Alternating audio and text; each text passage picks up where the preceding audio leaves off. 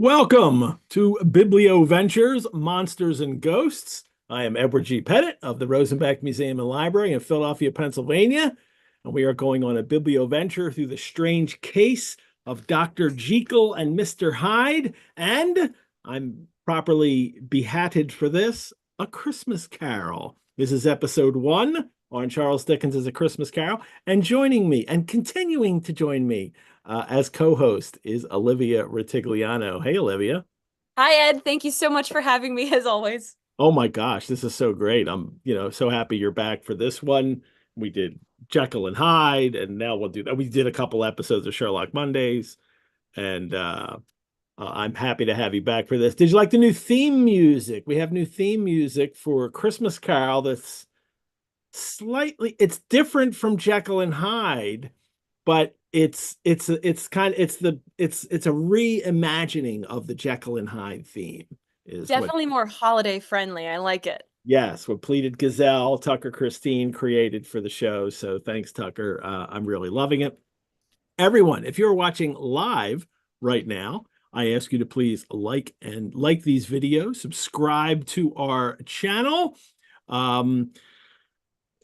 And have fun in the live chat as you're already doing. Oh my goodness, people from all over the place watching the show live. Upstate New York and Virginia, the Adirondack Mountains, Haddonfield, New Jersey, Delaware, Oconomowoc, Wisconsin. I always get that one wrong. I don't know. And New Zealand again. Claire's joining us from New Zealand, Huntington Beach, California. So it's so nice to have people from all over watching the show. If you're just watching the recording, that's awesome. I'm so happy you're watching the recording. I also ask you to like these episodes if you so choose, and to subscribe to this channel. All of our episodes are available to watch on our YouTube channel, so it's very easy to catch up anytime. And we bring this show free of charge to you, but if you would please consider making a donation to the Rosenbach, it would be much appreciated. If you've already donated or joined as a member in the past, thank you so much. That's how we get to do these shows for free, because of your support for the Rosenbach. So if you've not already donated or become a member, I invite you to do so.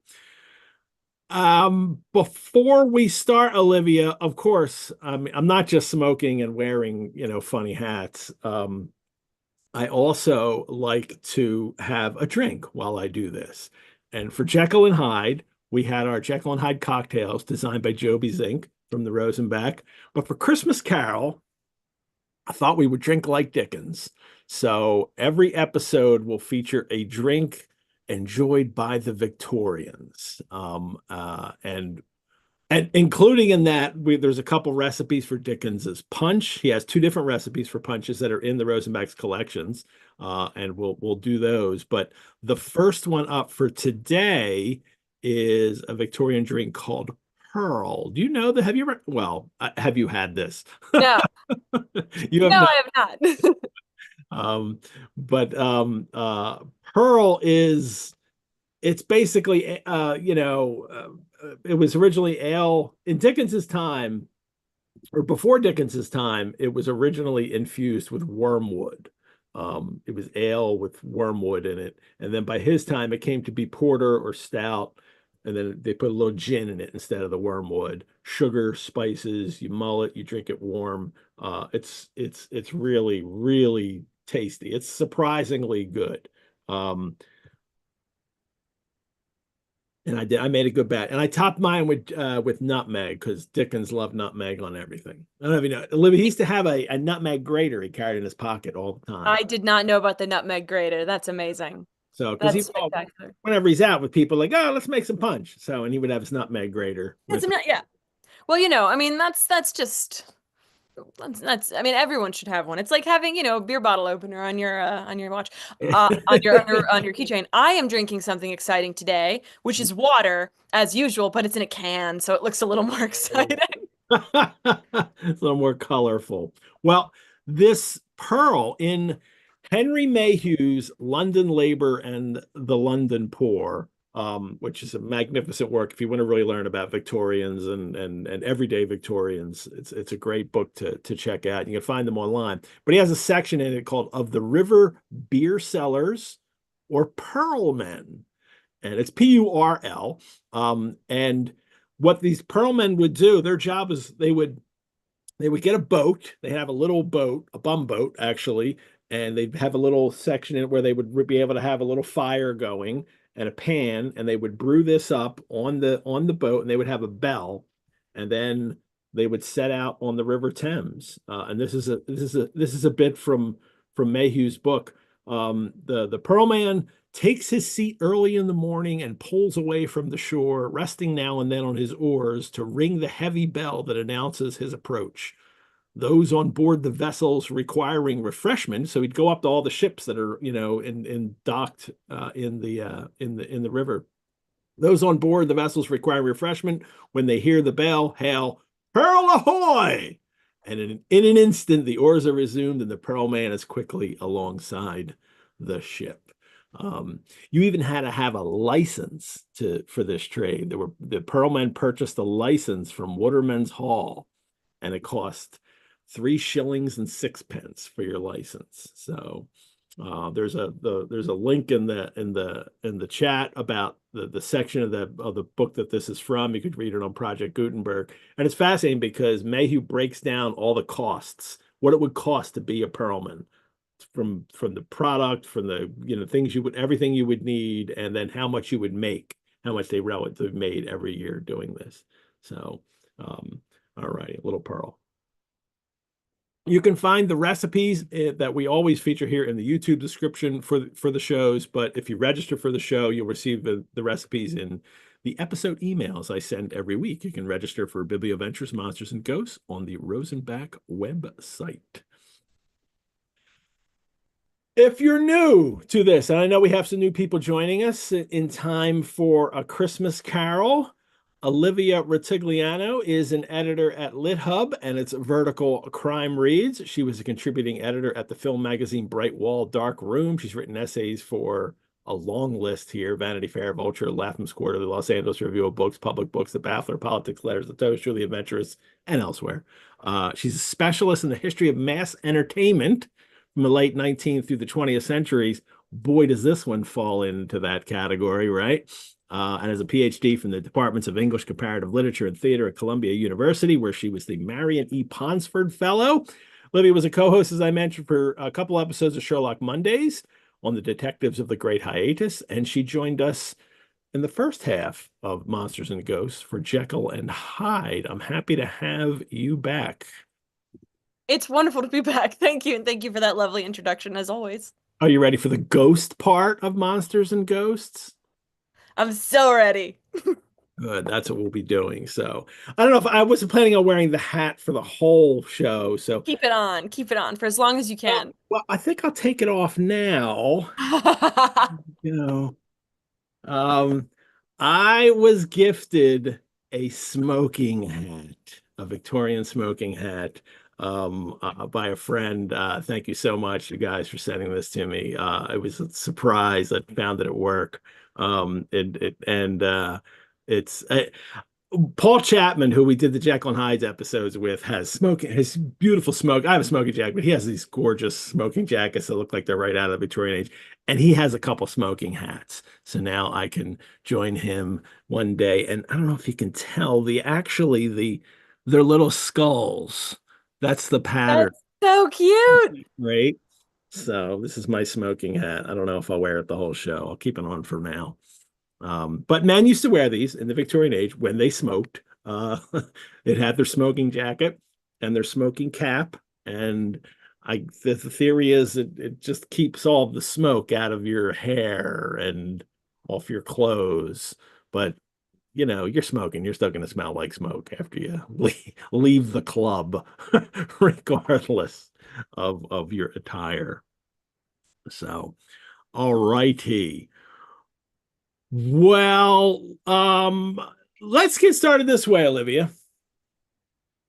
Do you remember your first encounter with A Christmas Carol, or just give me some? Yeah, let's start there. Mm-hmm.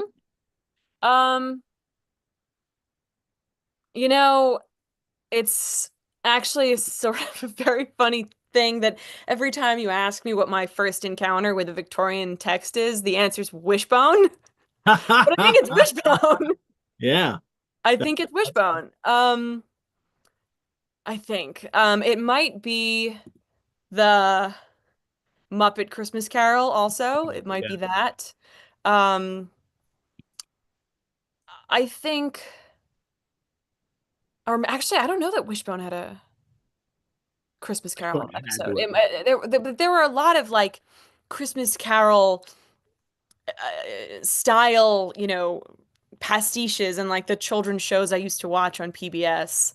And so, if Wishbone didn't literally have one, which I'm realizing it might not now, it was, something similar. One of the many adaptations of A Christmas Carol that was designed to bring the story to young audiences. But my father also has the Oxford Illustrated Dickens, like the complete set, the Yeah. very beautiful, colorful set. And Yeah. I remember I read it for the first time when I was in second grade because I was bored. And I was like, well, I guess I'm bored and I'm 7. I guess I should start working on Dickens. Um, so I pulled out A Christmas Carol. It was in the Christmas Tales collection, which is very small. And I had a good time reading it. It was scarier than I expected. And I want to talk about the history of ghost stories at Yeah. Christmas. I don't know if now is the moment, but I do want to talk about the fact that this is a scary story. Do you think it was your first Dickens encounter? I mean, it is with most people. I think so. For me, I always think it figured as it's the Dickens gateway drug, uh, Yeah. the thing that introduces you to Dickensian and Hmm. what that is. And it's so ubiquitous that it is true that and you were like couldn't figure out where. And for most people that winds up being the case. All the people I've ever asked, some people can pinpoint it and they know exactly, but for many people it's just so much part of culture that it's hard to know where you first encountered it. Hmm. Hmm. Where did you first encounter it? I mean, again, and it was interesting, before I did my deep dive into Dickens and really and read everything for a long time, it was my only Dickens. Really? It was the only one that I had read and knew, and not only read and knew it, but every Christmas was I would not only read the story, but then I would watch as many adaptations as I had. I had the Patrick Stewart audio for his reading of it. Um, and I would go through all this every year at Christmas and enjoy Christmas Carol. And then like long before I had read all of the rest of Dickens. And then actually it was only Oliver Twist was the only Dickens I read in Yeah. college, graduating college. I got that Oxford Illustrated Dickens set. Here's the Christmas books part of it right here. Nice. And I'd always figured I'd read all of Dickens one day. Oh yeah, one day I'll sit down and do it. Well, Yeah. decades passed, and then I finally did it, just before the Dickens bicentenary in 2012. And that's really when I read the rest of Dickens, but Christmas Carol was always there. Yeah. I can't remember a time when I wasn't aware of it.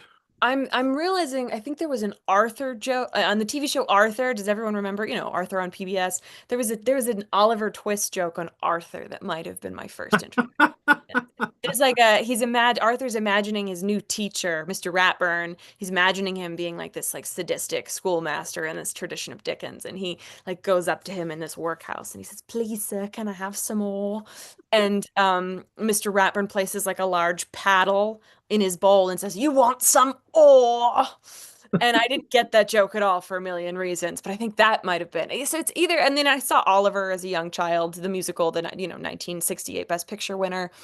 I think, yeah, either A Christmas Carol or Oliver was my introduction. But one of the books that has very much to do with children, Cool. which Well, many of Dickens's books do, but these yes. are the big ones. And we'll get into the ghost story aspect of this in a bit. The but first I just want to talk a little bit about Dickens as he first wrote this. And like the period of his life, because we all have this impression of Dickens as either that behind me here, and he's got a beard on there and he's older. I mean, he never had quite this beard, but it's that kind No, of he won't. older man, but with the beard, and that's the late in life Dickens. Gotcha. Well, Obviously, his readers knew him earlier than that. And when Christmas Carol came out, he was 31 years old. And let me share a couple pictures Yeah. of Dickens young. Very different. This is, here we go. Here he is just 2 years before, or a year, no, actually a year before he wrote Christmas Carol. Look at his hair getting all long here. This was a portrait by Francis Alexander, and it was actually painted in America when Dickens visited America in 1842, and was treated like a complete celebrity while he was there. And this is 1843. This is the next year. This is a portrait that was recently discovered, rediscovered, and cleaned up. And the Margaret Gillies had painted this, someone that he knew. But this, like, if you show people who don't really know Dickens's bio and you show them this picture, they're not going to recognize this person at all. And this is what he looked like when he wrote A Christmas Carol. Young, knew he was good looking and worked it, and wore great clothes and had people, paying attention to him.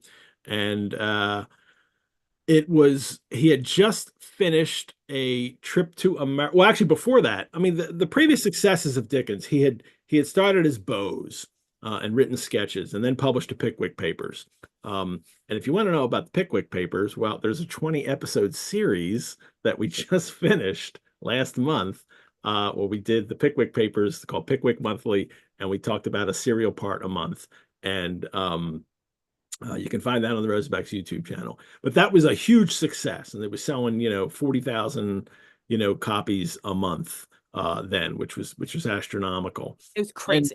yeah, and then each of his serials was getting bigger and bigger, Oliver Twist, and then Nicholas Nickleby, and then he's doing weekly serials. And the weekly, the Old Curiosity Shop with Little Nell, peaked at around 100,000 copies a week. That was a weekly serial, and that was its peak towards the end there.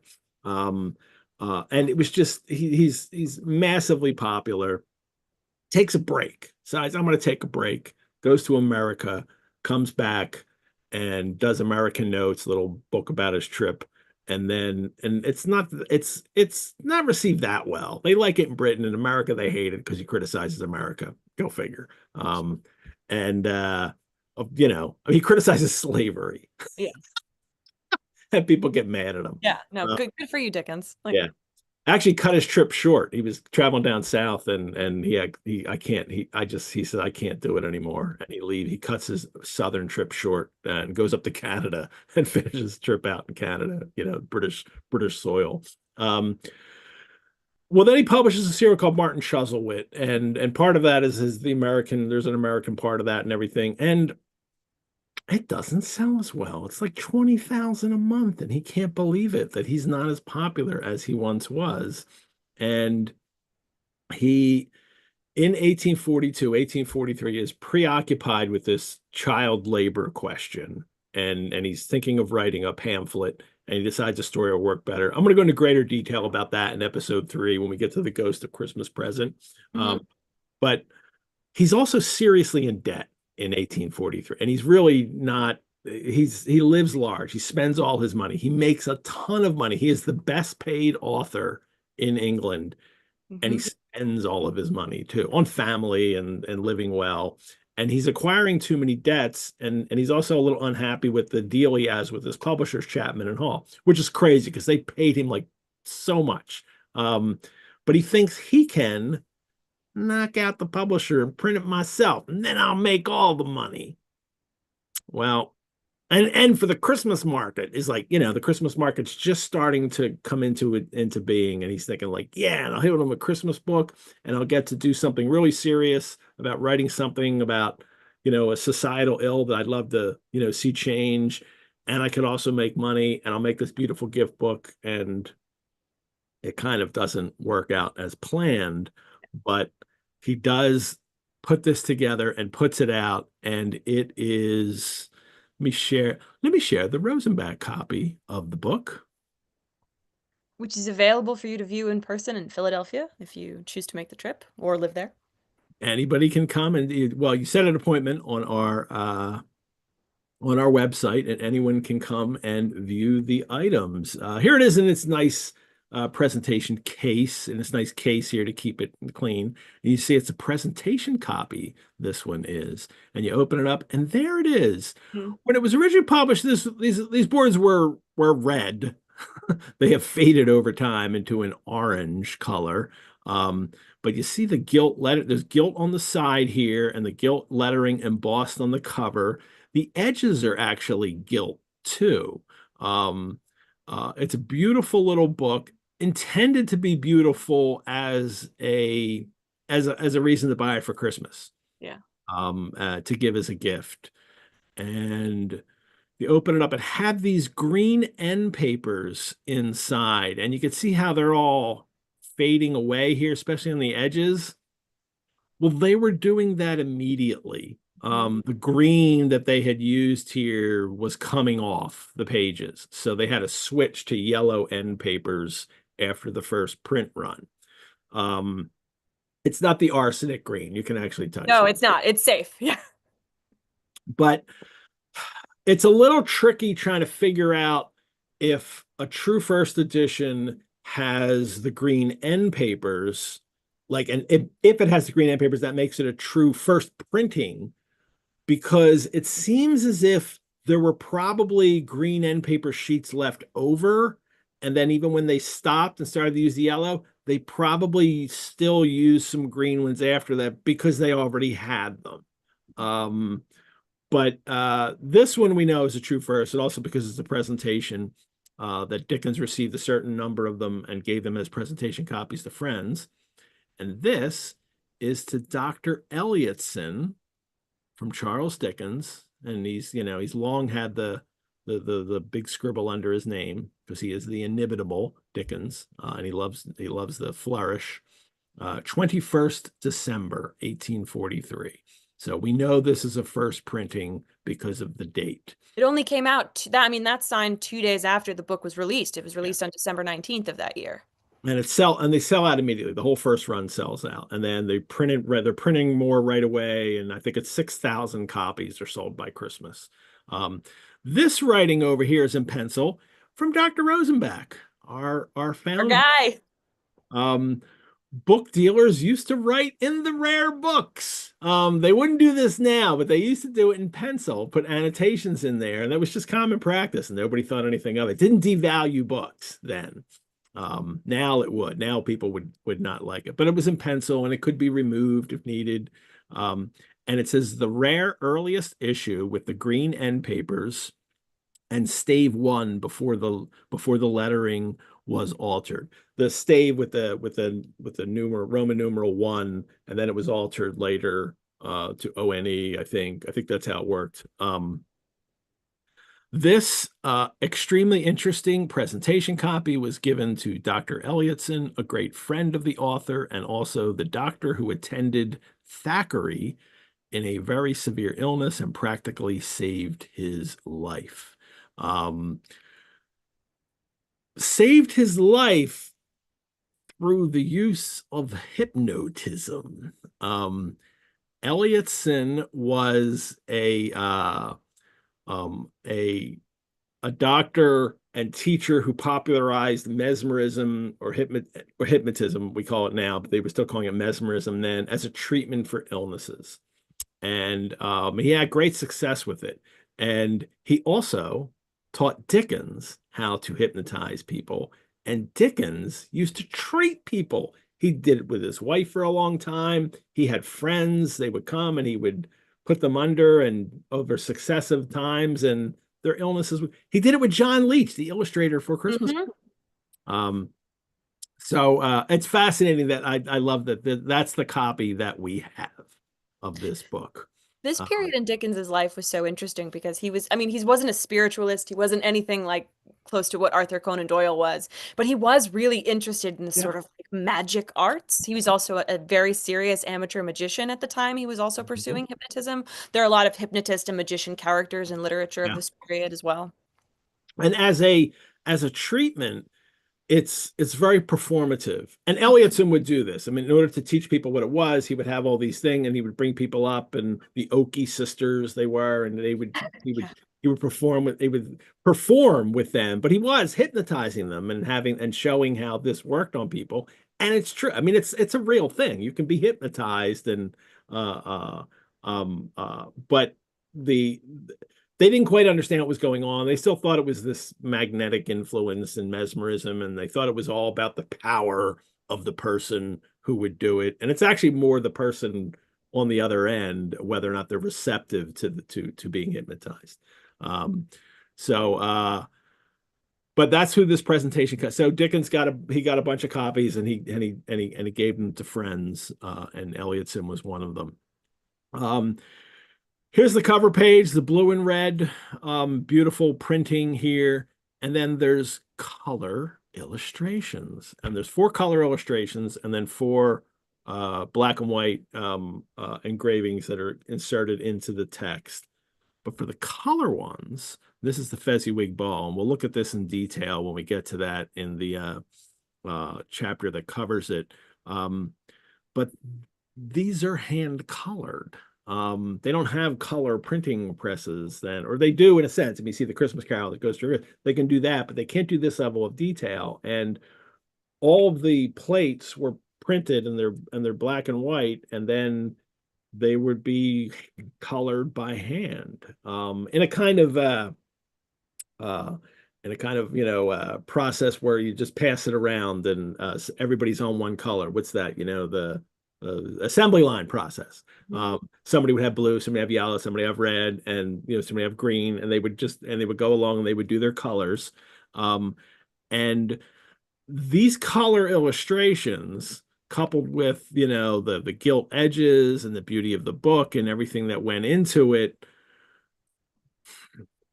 Dickens didn't realize how much printing really costs, right? Cloth binding, gold stamp, front and back covers, gilt edges, 8 engravings inside, forehand colored.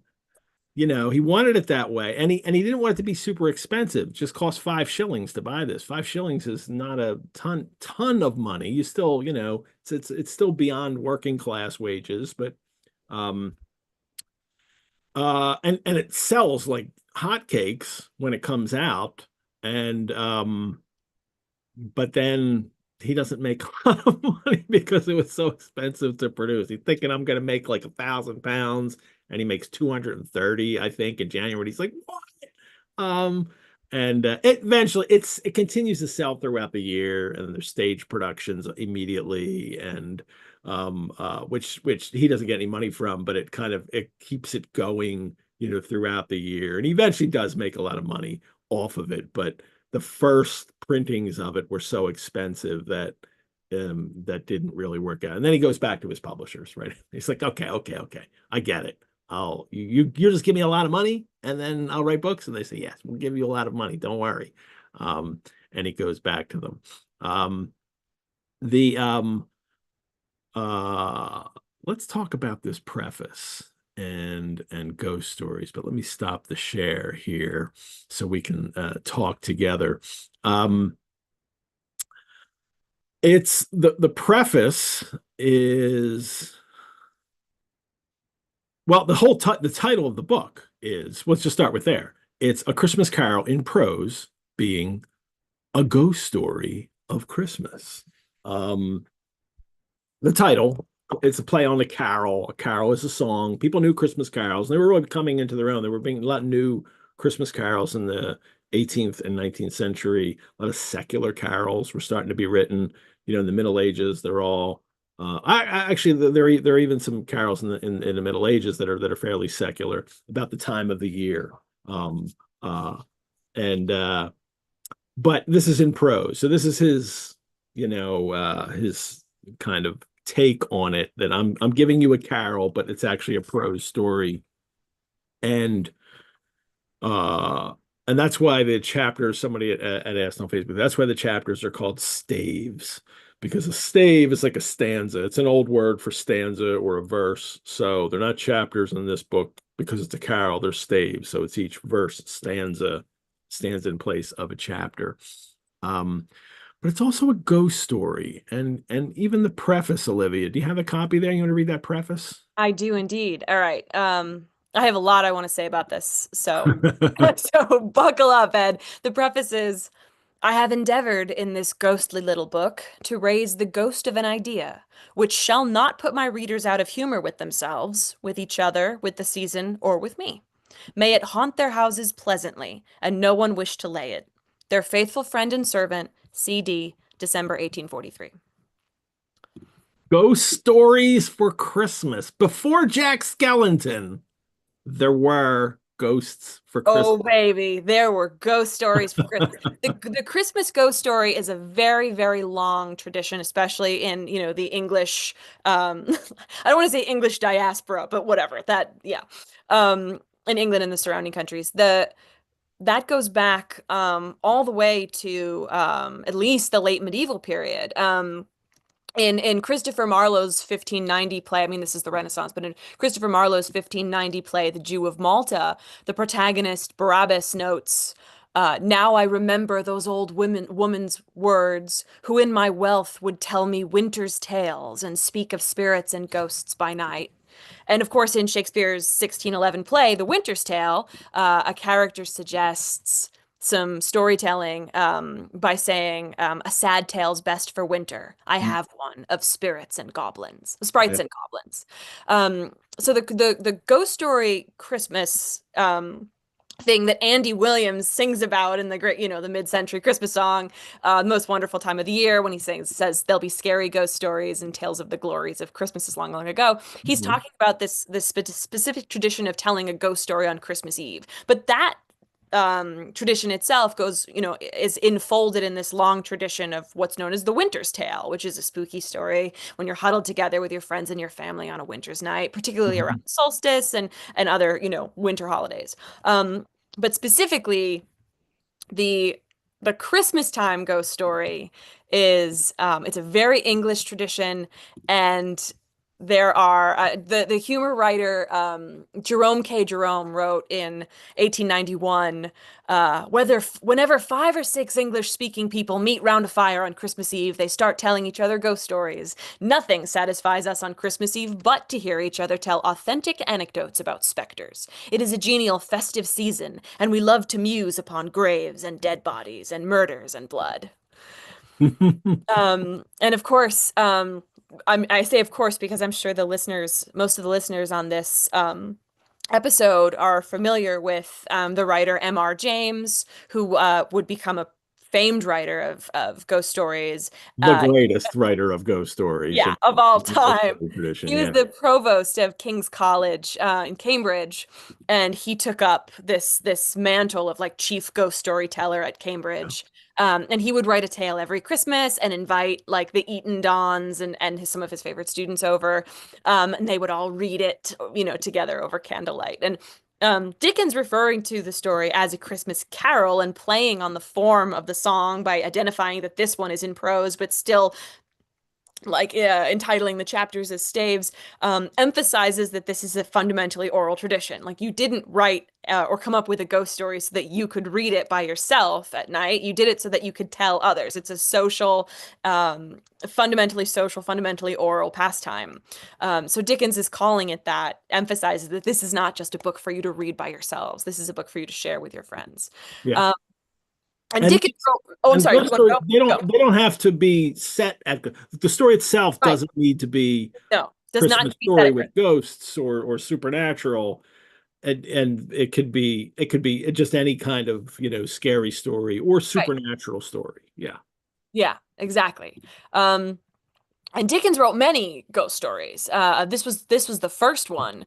But just a few years later, he wrote The Signalman, which is this very Yeah. fascinating spooky story. I mean, it's basically just a horror story. Yeah. Um, And it was in the Christmas issue of his magazine that he would put yeah, together, and they would always be a few of those in there. it's really scary stuff.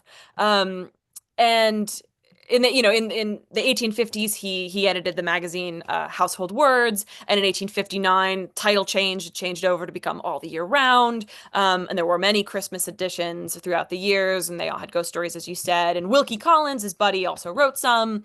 um, and he also wrote scary, spooky plays that fit into this milieu, including the play The Haunted Man, which is the play for which the stage illusion Pepper's Ghost was invented. Pepper's Ghost is my favorite of all the 19th century stage illusions. um, I talk about Pepper's Ghost more than is appropriate for a 21st century person. But anyway, it's a very, very long and fascinating tradition, and intersected very nicely with the burgeoning interest in spiritualism that I mentioned earlier. Arthur Conan Doyle is certainly the most famous Victorian writer turned spiritualist, whose work is extant today. But like new technologies like photography were, instrumental in the new phenomenon of ghost photography. People were constantly trying to prove the existence of ghosts. They were Mhm. fascinated by them. And there were all these like, crooks, various fraudsters of different kinds who were, taking these really interesting special effects photographs and, using superimposition and other expose like I don't know, exposition technologies. That's not the right word. Technologies to expose the film in certain ways that could make them look more ghostly. And um, so, but by the end of the 19th century, ghost stories, especially ghost stories of the winter, had become so cliche. It had become such a thing that people were actually sick of them and they didn't want them Yeah. anymore. Um, And in America, you wind up getting, Halloween grows as a right. holiday, and that kind of There's this sucks away all love the of scary brainstorm. stuff. And then and Santa becomes so big in America that that becomes the Christmas, and Halloween becomes the scary time.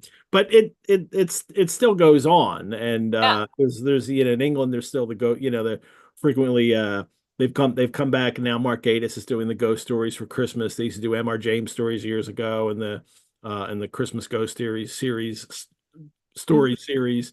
And so it's there's enough people who still love it. And but what I always find interesting is, like, I have to explain this to people, and then but A Christmas Carol is a ghost story. Like, the most famous of the stories that people do at Christmas now, I mean, maybe except for the birth of Jesus, because you can see, lots of, versions of that as well, is a ghost story. So it kind of did wind up remaining that tradition, but it's just a tradition in this story written by Dickens. Uh, Hmm. and he begins well, let me say too that he Yeah. begins it with the Pickwick Papers in the Christmas Carol chapter. Now we're really gonna do the Pickwick Christmas ghost story, The Goblin Who Stole a Sexton. We're gonna cover that in the final episode 6 of this, when we do the legacy of the Dickensian Christmas, because we'll really piece together all the Christmas things that he does. Um, and and that story, The Goblins Who Stole a Sexton, is a kind of it's the template for this. It is roughly the same thing. It's the same story arc going on, with a mean character in the beginning who learns from these spirits, from these supernatural creatures, it's goblins in this sense, and then reforms at the end. And But Dickens really perfects it with this one, and it's just it's near perfect, this story. Um, we should get into it. Um, Yeah. There's so much. Can I say one more bit of yeah, context oh yeah, before we yeah, proceed? I want to talk about, I mean, it's so genius that Dickens made a ghost story for Christmas that is set at Christmas. Like, as far as I know, he's the first person to do that. It's like such a blockbuster idea. And yes, the self-publishing and the printing costs made the book not nearly as financially solvent a venture as he had hoped for. But I mean, he came up with the ultimate cultural nexus of these ideas, and that's so significant. And the thing that I think is obviously the most important takeaway from the story, that doesn't seem like it might necessarily be the goal of Dickens as he was writing it, was the working conditions specifically of children. Dickens was a former child laborer. He worked in a blacking factory, attaching labels onto small bottles of shoe polish, because his father was in debtor's prison. He grew up extraordinarily poor, and he was very sensitive to the working conditions of children, and he was instrumental in raising awareness about child labor situations so that laws could be passed that eventually did protect them. And one of the goals he had in writing A Christmas Carol was writing a story that could specifically spotlight the hypocrisy of like everyone hanging out on Christmas and, Yep. celebrating the birth of a baby, the ultimate symbol of Christmas, the baby Jesus, Yeah. knowing that these children would be going back to the mines and the factories the following day. And had just come there, would like feebly eat whatever, little food could be on their plates, the workhouses, and then, barely have a Christmas. So the It's thing, kind of one of the that's kind of one of the links to what we've been through with Jekyll and Hyde, and that you use the key word for Jekyll and Hyde there, hypocrite. right, Mm. exactly. It's fundamentally Yeah. about hypocrisy. And the he said that he conceived it after an evening walk. He attended a fundraiser for the Manchester Athenaeum. I never know how to pronounce that word. And Athenaeum. Athenaeum, yeah, Athenaeum, Athenaeum. Athenaeum. And he thought about this condition, the terrible effects of industrialization on children, the child population of London. And he starts walking around. This is in October 1843. He starts walking around London, and he writes to a friend later that he has composed most of the story while walking, quote unquote, the black streets of London, Hmm. many a night when all the sober folks had gone to bed. And he proceeds to transcribe it from October through December. And on December 17th, the book goes to print, like 2 days before the book is Yeah. is on the bookshelves.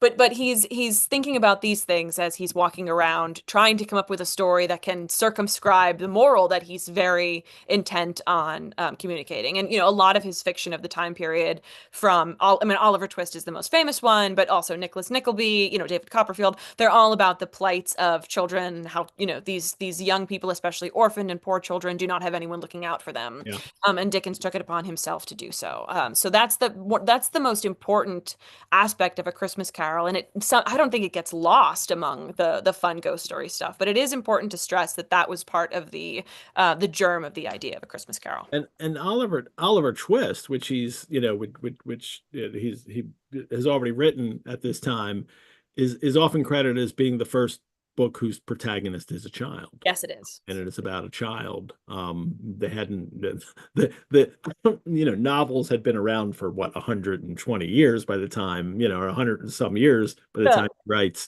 Oliver Twist, but no one had thought at that time like, oh, maybe it'll be, well, let's write a story about a kid. That's not a kid's book. It's for people to read, and Dickens frequently features children, and then of course in his David Copperfield, his most autobiographical. Um, it's about as well, he starts as a child and then grows up. So. Yeah. Well, there's always I'll have biographical details to certain different parts of these. I want to talk about when we get to Stave 3. I really want to get a lot into the children issue in that. But we are going to try not to do spoilers in this one. And that if this is your first time reading it, you probably only know it from watching movies. So the things you won't know that never make it into the adaptations. And we're going to try to keep that going all through this, where and it's for you guys too in the chat. Don't say like, oh, that's like what happens at the end when this happens. We'll try to keep this spoiler free, even though it's like next to impossible with a story like this. Everybody knows the ending, but we won't talk about the ending yet, not until we're there. Well, it begins with Stave 1, Marley's ghost. Marley was dead to begin with. There is no doubt whatever about that. The register of his burial was signed by the clergyman, the clerk, the undertaker, and the chief mourner. Scrooge signed it, and Scrooge's name was good upon change for anything he chose to put his hand to. Old Marley was as dead as a doornail. Merry Christmas, everybody. We begin with death. That's how this story starts. And it's we don't have that kind of it's also he's not working against the cliche like I just made a No. joke about, because it's a story that he's writing that's the Christmas market has begun to burgeon, the Christmas commercial market, but it hasn't so much where people all those like cliches about it yet. And actually, the cliches we have about Christmas are almost all 20th century cliches. And they didn't have those then.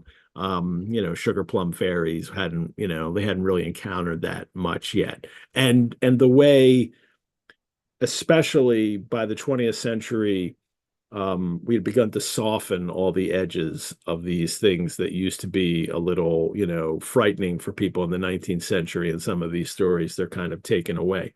Now, this novel kind of helps do that in a sense because while it is a scary ghost story, it's also funny.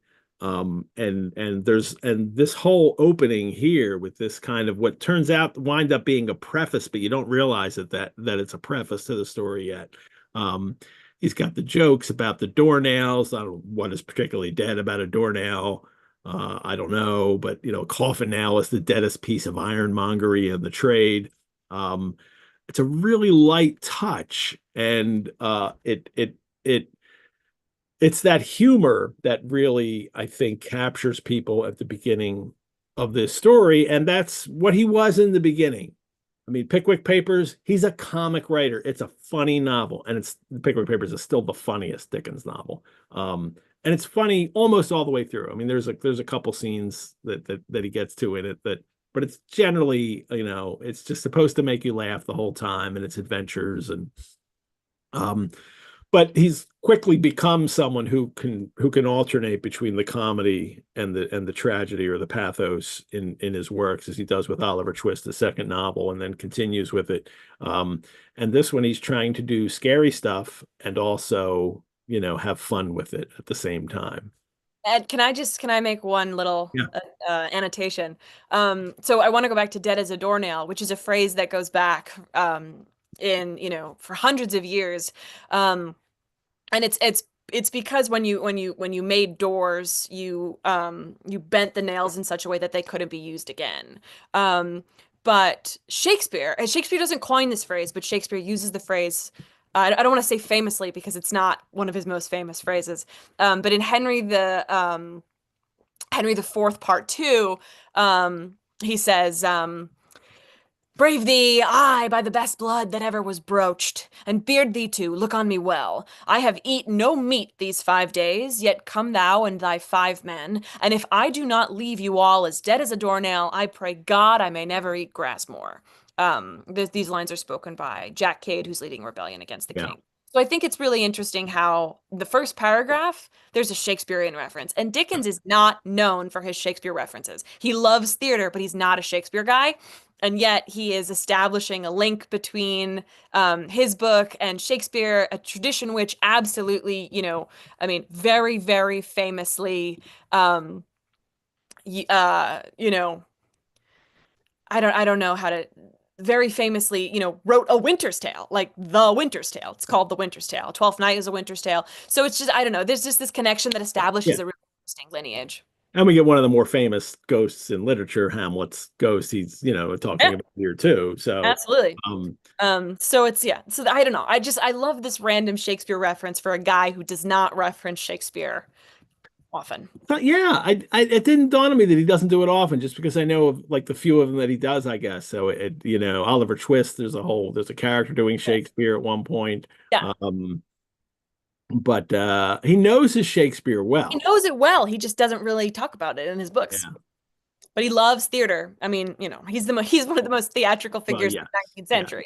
And that theatrical thing, comes into play here too, because the tone of this opening here, it's a narrator talking to the reader. And Dickens has been doing this since he begins with Pickwick Papers. There's a strong narratorial presence in it, that this is me telling you a story, and here's how I'm telling you the story, and let me tell you what's important about the story first, and then I'll go into the story. And the cadences work very well to be read out loud. Um, that it's not as if I think that he's and I don't think he ever tries to do this. This comes naturally to him. I mean, it comes early on. It comes naturally to him to tell the story as a narrator and to have that narrator almost become a character in this. And that'll happen through this whole opening here as he's asserting the facts that you need to know first, that he's dead. And that's really important to know because otherwise then you don't believe that the ghost because it's a ghost story. And then he's got to set us up for who Scrooge is and Scrooge and Marley and the firm that they had, and they're interchangeable and nobody knows who's who. And then the great description of Scrooge. He was a tight-fisted hand at the grindstone, Scrooge, a squeezing, wrenching, grasping, scraping, clutching, covetous old sinner. And then my favorite line is secret and self-contained and solitary as an oyster. Yeah, yeah, I don't, it's hard not to gush because I know. that's that's writing that's just unbelievably, fantastic. I mean, he's great with lists and he loves doing lists, obviously, but that oyster line is just genius at someone who uses words for a living. It's so good. I mean, and consider like this is a story to be read aloud. I mean, the fact that the person reading this has to say sometimes people new to the business called Scrooge Scrooge and sometimes Marley. I mean, just the Yeah. sound that your mouth makes on that word. I mean, Dickens, Dickens is the greatest namesmith Yeah. of all of literature. No one's arguing that. I do think Wilkie Collins gets to submit Drusilla Clack, the nasty religious spinster, Stone. But he's incredible. In Nicholas Nickleby, the sinister schoolmaster's name is Wackford Squeers. Yeah. When there's a character you don't like, he makes you say like squaw and scruh and all these fantastic sounds. But he was a tight-fisted hand at the grindstone, Scrooge, a squeezing, wrenching, grasping, scraping, clutching, covetous old sinner. I mean, the plosives that come out of your mouth when you read that out loud. How fun. It's designed to be read out loud. It's amazing. I just have to gush, so okay. Yeah. Gushing over. Nine. I mean, up to now his name Scrooge said 9 times in So the many. text too. So he's really and he's adapted the name Scrooge from a word that means to incommode. This is I think the OED, the incommode by pressing against, to encroach on space and sitting or standing, to crowd, but also to push or squeeze a thing. Samuel Johnson's dictionary, he has it spelled Scruze, to screws. And he writes, perhaps from screw, this word, though now disused by writers, is still preserved, at least in its corruption, to Scrooge, but it's Scrouge in the London jargon. He says, and he says it's to squeeze or to compress. So there's variant spellings of the word. Oh. Scrouge. It's sometimes spelled Scrowdg. Um, and Johnson has it with Uze, and Dickens does the double O, and then after Dickens, it's the if anybody that's even not using it like he uses it as a person is using the double O, and it's interesting that it starts from someone who would squeeze and like get, I guess, everything out of something, but it becomes to mean miser, after Scrooge. Um, so and he's also brilliant with lists. Oh, Squeezing, wrenching, gasping, scraping, clutching, cup. He loves writing lists, and if you do that now, Olivia, and you're an editor, somebody does it now, you're like, yeah, cut maybe. not me. I Yeah. edit like Good. someone who studied 19th century literature for a long time. I mean, I just love long lists of adjectives and Yep. adverbs. I want to stuff that in as much as possible. Other editors can't stand my editing for this exact purpose, probably, but I uphold the florid Dickensian in paragraph list. Big fan. Well, Scrooge is the kind of guy that I'm glad you do that. Thank you. Yeah, My pleasure. readers like me, thank you. Um, he doesn't care about anything. He says it was the very thing he liked to edge his way along the crowded paths of life, warning all human sympathy to keep its distance, was what the knowing ones call nuts to Scrooge. Um, that to walk the crowded paths of life, but make sure you're not a part of that life, that I'm solitary. I mean, keeping clear of humanity. And this is the kind of person that he's setting up this story about that you're going to read about. And then, once upon a time, of all the good days in the year, on Christmas Eve, old Scrooge sat busy in his counting house. And now we realize that this has all just been a setup for, well, I mean, it's a few paragraphs, it's not a lot, but for this is the story now. But this is what you need to know before the story that I'm going to tell you. And now here it is. And that's again that out loud performative aspect to it that he does naturally. And people read these out loud to each other, especially the serial issues. When they would come out, people would, literacy is rising, but there's still many people who can't read, and some people just get stories read to them. Mhm. Reading aloud is something that people do frequently too, in the home. People, would gather after dinner and they can't turn the TV on, so they would read aloud to each other.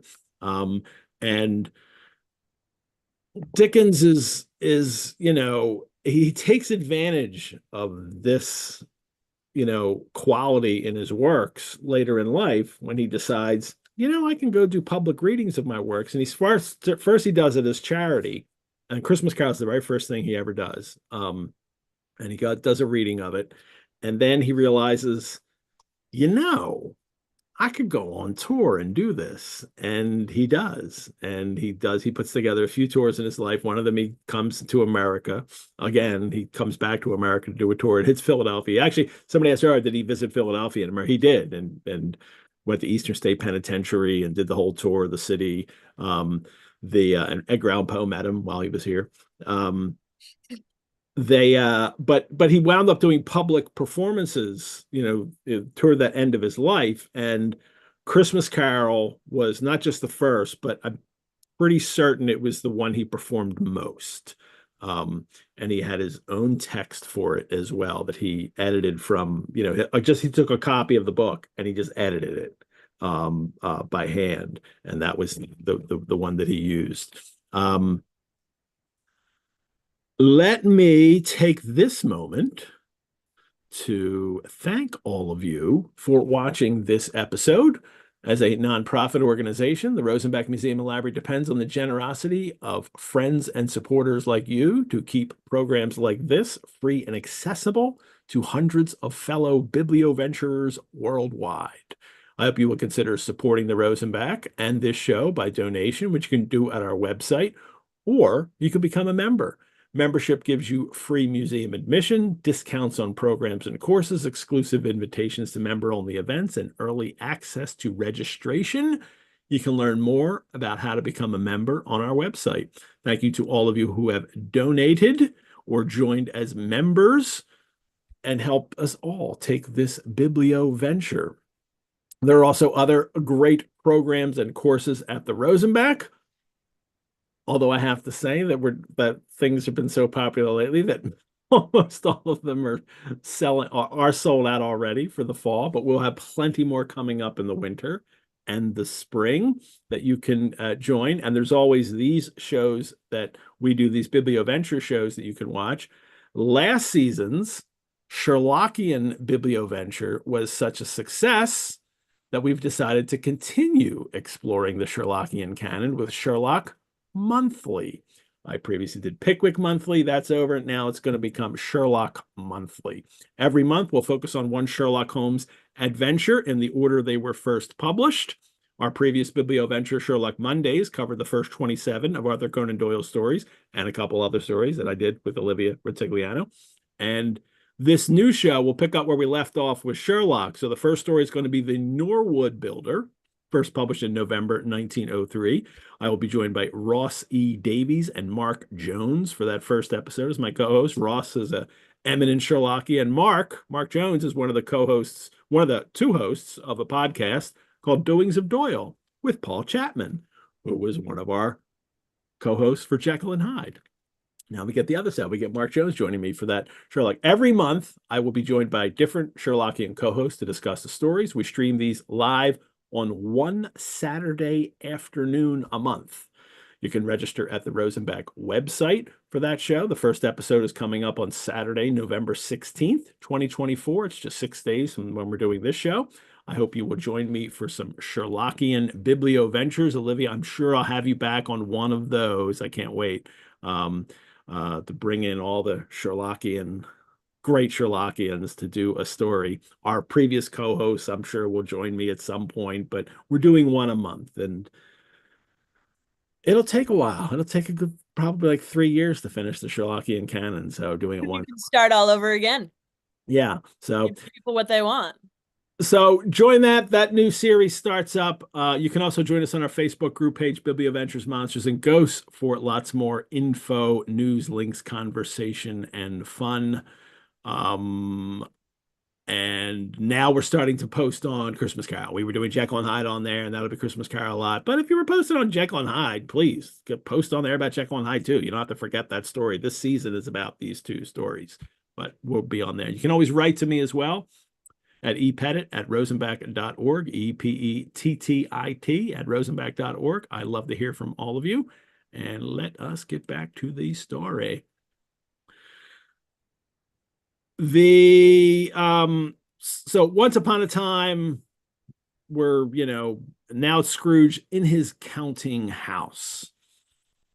Now we never learned the business of Scrooge, but it seems to be investing money and him making money from people and from their money and the money that's being invested. That we never get but he's basically just in business, but a large part of it seems to be investment. And that's as close as we can get to figuring out what Scrooge does for a living. I mean, his business is just making money in the simplest possible. It's his all, yeah. So and definitely that. Like he's not the person that's clearly going to be taking risks. He's not investing in things to hope to make a killing on it, but it's a big risk at that. That's not the kind of person Scrooge would be. It's something sure, and for him, sure means he is surely going to get paid a lot of money to do this, and hopefully you won't get paid as much because he wants more. He's in his counting house, which is very cold. He keeps my cat's meowing here. I don't know if you can hear it. We were away for a few days, and now she's very clingy to it. The Clark's fire, Scrooge had a very small fire, and the Clark's fire was so very much smaller that it looked like one coal, but he couldn't replenish it, for Scrooge kept the coal box in his own room.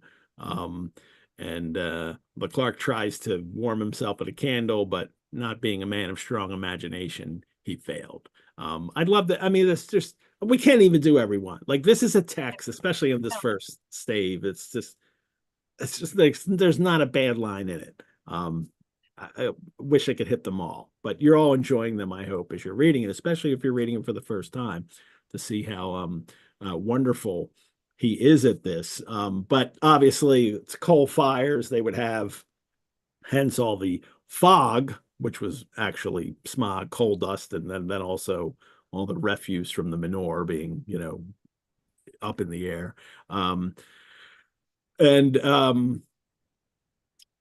then he gets interrupted by a "Merry Christmas, Uncle. God save you," cried a cheerful voice. It's his nephew coming in to wish Christmas greetings.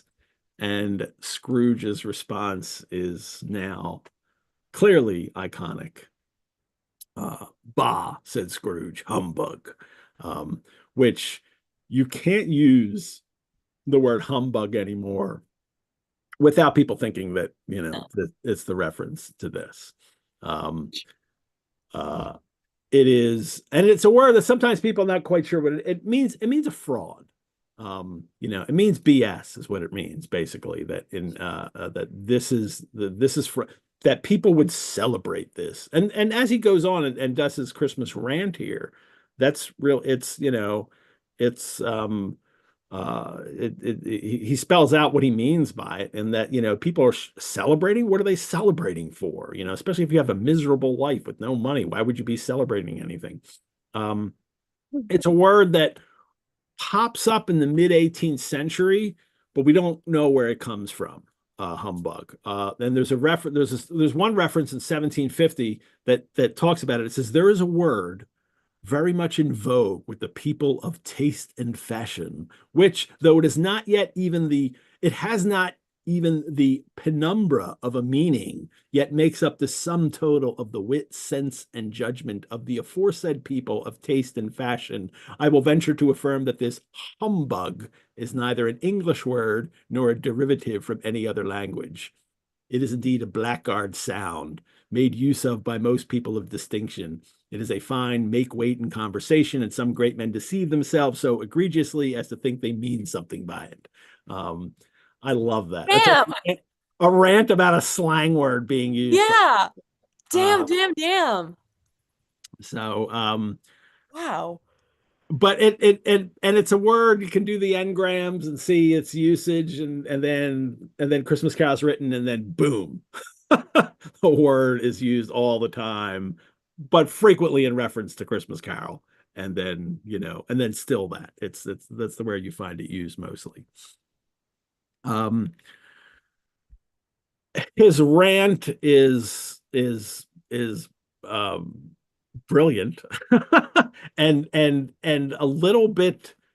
I mean, there's a lot of truth in his rant, although it's what he does with this truth that's not good, right? What's Christmas time to you but a time for paying bills without money, a time for finding yourself a year older but not an hour richer, time for balancing your books and having every item in them through a round dozen a month presented dead against you.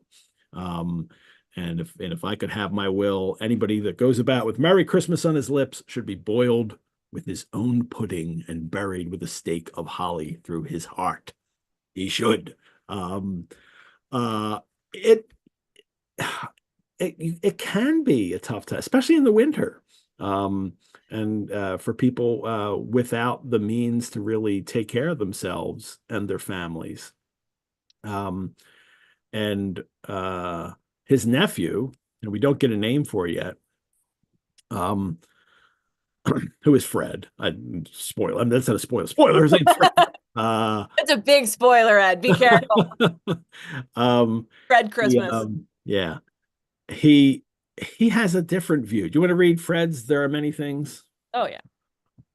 There are many things from which I might have derived good, by which I have not profited, I dare say, returned the nephew. Christmas among the rest.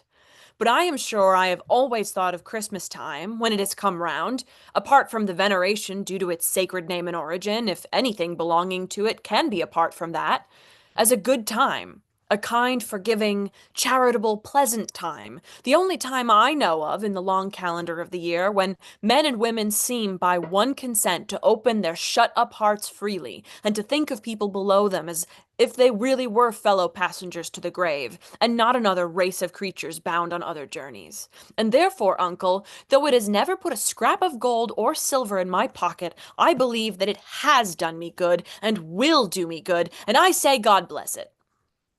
The Carol philosophy is what Dickens wound up calling this, and to his friend John Forster, writing about it, and because he'd go on to write more Christmas books, but they're not set. Yeah. Well, the last one's set at Christmas. The Haunted Manor, the Ghost Bargain is set at Christmas, but the others aren't set at Christmas, and one of them's New Year's, the Chimes, the next one, but then the other two are completely nothing to do with Christmas, and Cricket on the Hearth and the Battle of Life.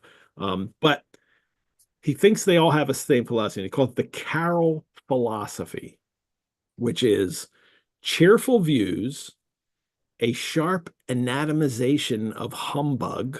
So the sharp taking apart what humbug is and really examining it, jolly good temper, and a vein of glowing, hearty, generous, mirthful, beaming reference in everything to home and fireside.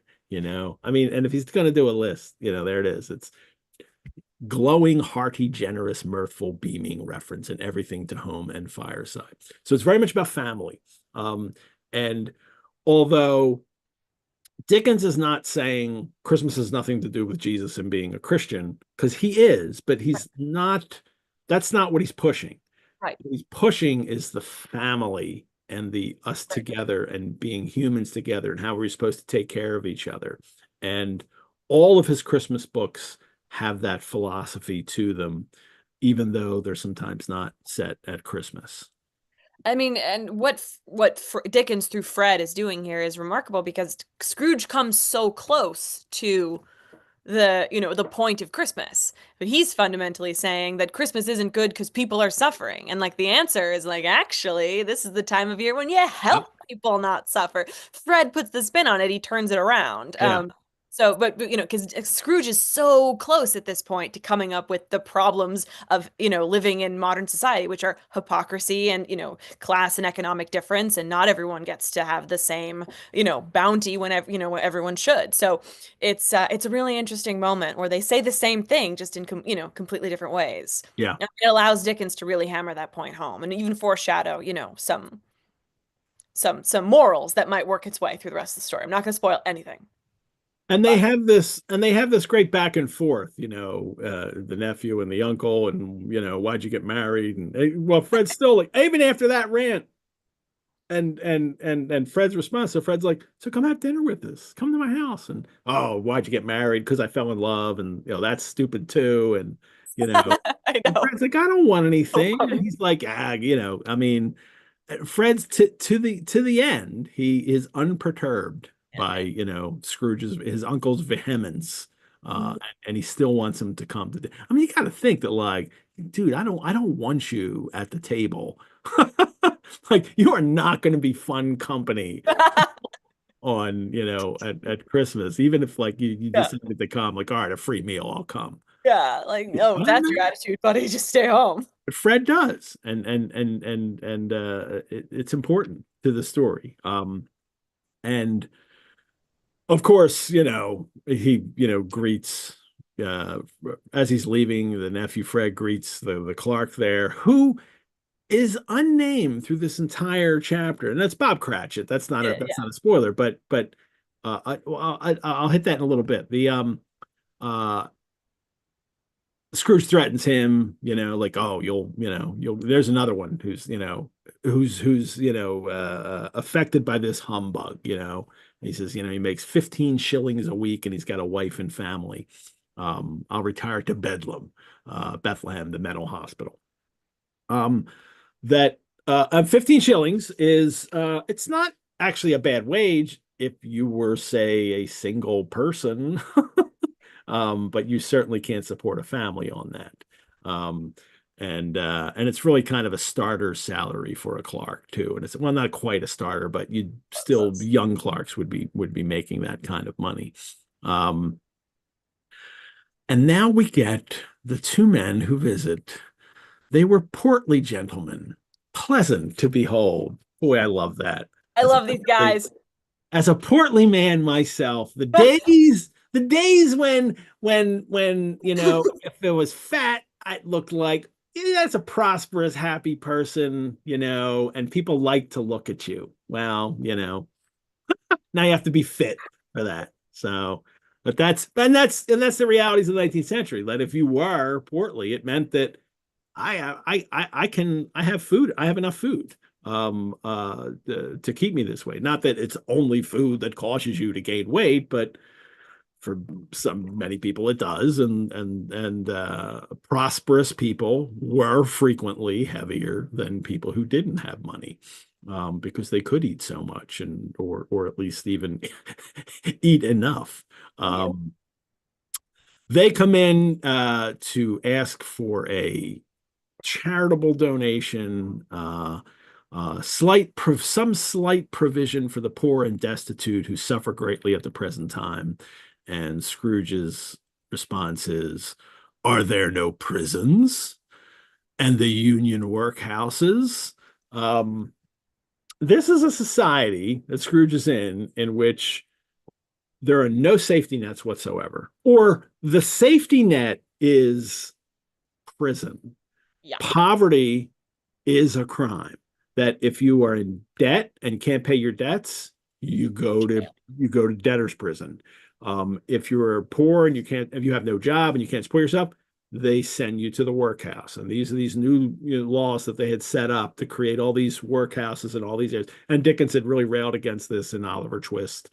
And they're horrible places, and no one wants to go there, and they're kind of forced into it. And um, it is it is a government, and it is a approach to society that pretty much says when people can't or don't take care of themselves, and this is how that it's their own fault.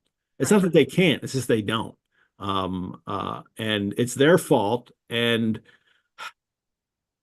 uh Scrooge says, and then well, Scrooge goes into it too. And he says they're trying to spend, the Christian cheer. Those places scarcely furnish Christian cheer of mind or body to the multitude, the gentlemen say.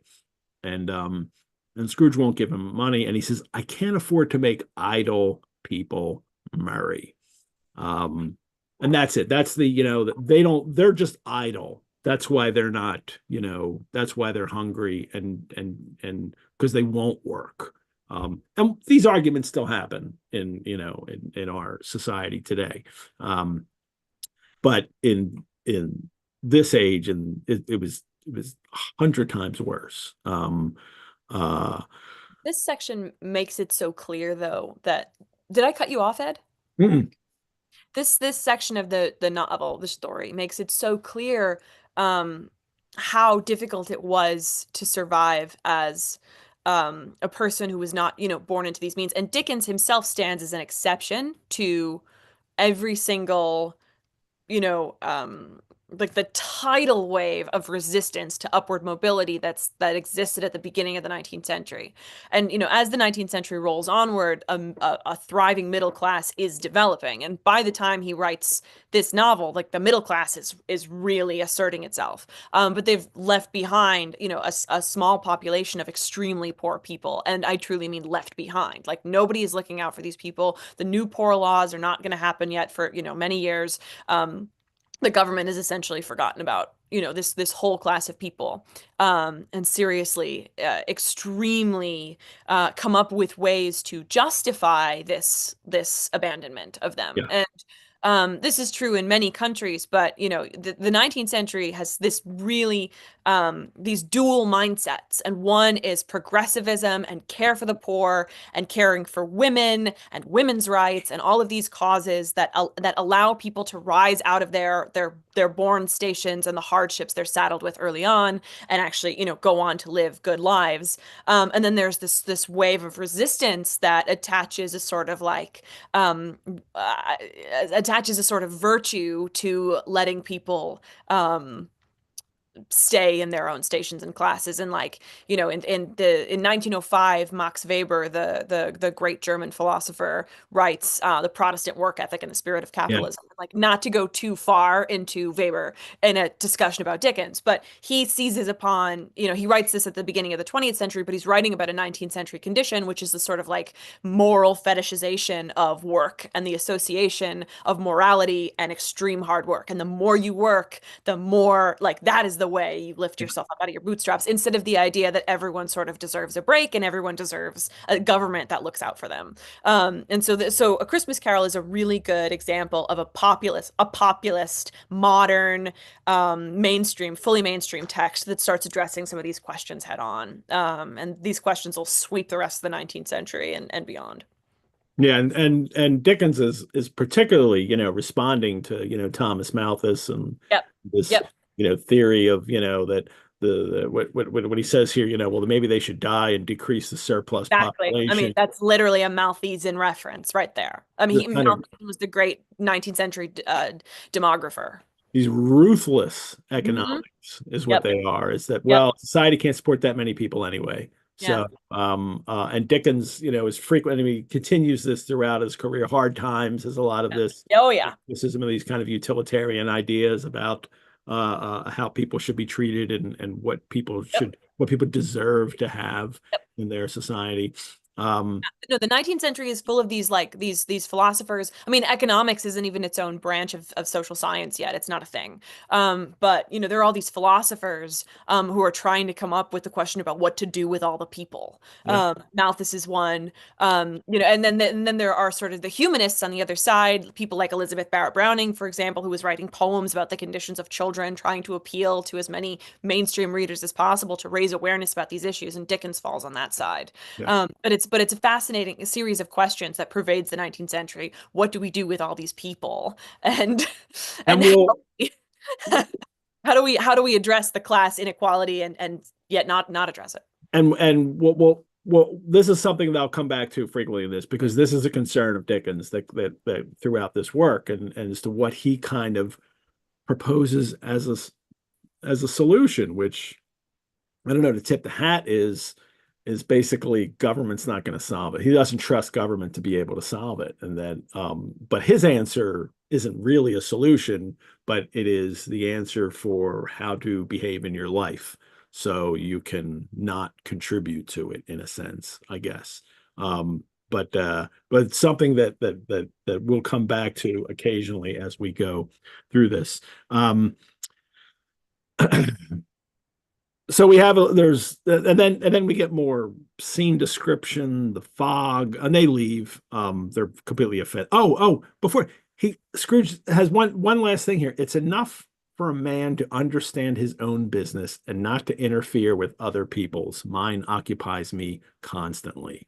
So, that selfish attitude that he has, but I can't help but hear, because we just did it, Jekyll and Hyde. I can't help but hear the echo from Jekyll and Hyde of Utterson letting his brother go to the devil in his own way, that if there's an issue there, well, I'm gonna turn away and not get involved because that's not me. Now maybe for different reasons for Not my Utterson's bag. story, but it is, and especially for Scrooge, it is the selfish way to live because he's not one to be part of humanity. He wants to be separate from it and not participate. And something I wanted to point out in one of the descriptions here now, the fog, and then he just talks about the ancient tower of the church ringing, and he says, whose gruff old bell was always peeping slyly down at Scrooge out of a Gothic window in the wall, became invisible and struck because of the fog, it becomes invisible and struck the hours and quarters in the clouds with tremulous vibrations afterwards, as if its teeth were chattering in its frozen head up there. Oh, he's And so good. and he frequently does this strategy all throughout his works, this kind of anthropomorphism, this personification, giving human characteristics to inanimate objects. And he does it. I mean, the bell is like a head up there, and it's got shattering teeth, and it's looking down at you. He'll do this again in this story a few times. It's something he does a lot, and it really kind of, I think it kind of makes his stories kind of magical. Like it's like there's like a fairy tale like thing going on. Like everything can be real. I mean, now we associate that kind of thing with like a Disney, world. Um, but it's, I mean, it doesn't have to be that kind of cute thing going on. It can be a little disorienting too, I think, when these kinds of things occur in his stories, but it gives it a fantastical quality. Well, he chases away some kid foolishly goes up and starts singing a Christmas carol through his keyhole through the door for a tip. God bless you, merry gentlemen, may nothing you dismay. And then Scrooge just has to pick up the ruler, and the kid runs off. So, in his previous story in the Pickwick Papers, the goblins that stole a sexton, Gabriel Grubb takes a lantern and knocks a kid on the head with it. to get him to stop singing A Christmas Carol. So at least Scrooge isn't hitting the kid, but Not that bad. threatens to. Um,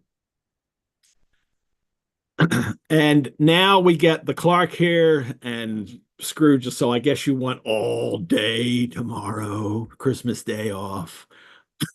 And I have to pay you the whole day to be, um, and it's not even, there are plenty of people who are working on Christmas Day then, especially. There's plenty of people who work now on Christmas Day. There are certain industries that stay open. Holidays don't matter.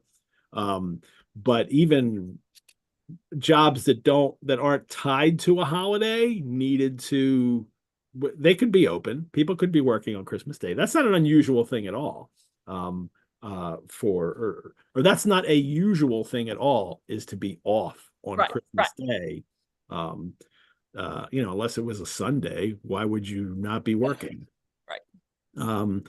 But I find it interesting because it seems to be the impression Dickens is giving here is that people should be off, and of course they would expect to be off, and that many people were not. And maybe it's the difference between what is becoming the kind of middle class, view on society, that of course we would take off on this day, but all of the majority of the workers, in the working class would not get to do that.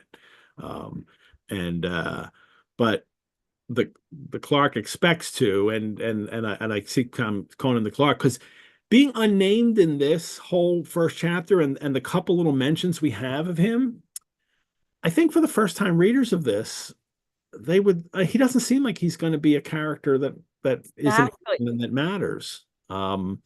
Exactly. So I find that interesting that he won't come into importance till later, and in the beginning it's just the guy that works for Scrooge. That's not who the story's about. Right. It's such a smart way of emphasizing like the dehumanization of the workers that's happening in London at the time. And he gets pulled to the forefront later on. He's given a name and he's given a whole world. And I not gonna spoil. Yeah, and it says something about the way Dickens writes and develops these stories, because he basically writes one draft of this, beginning to end, and then he goes back and he edits it. It's an edited manuscript. The manuscript is at the Morgan Library in New York City, and they often put it on display I think they put it on display every Christmas. Yeah. And they turn a page a day, I think, on it. And it's heavily marked up, but it's still the same draft that he just goes and edits, that he's written from beginning to end.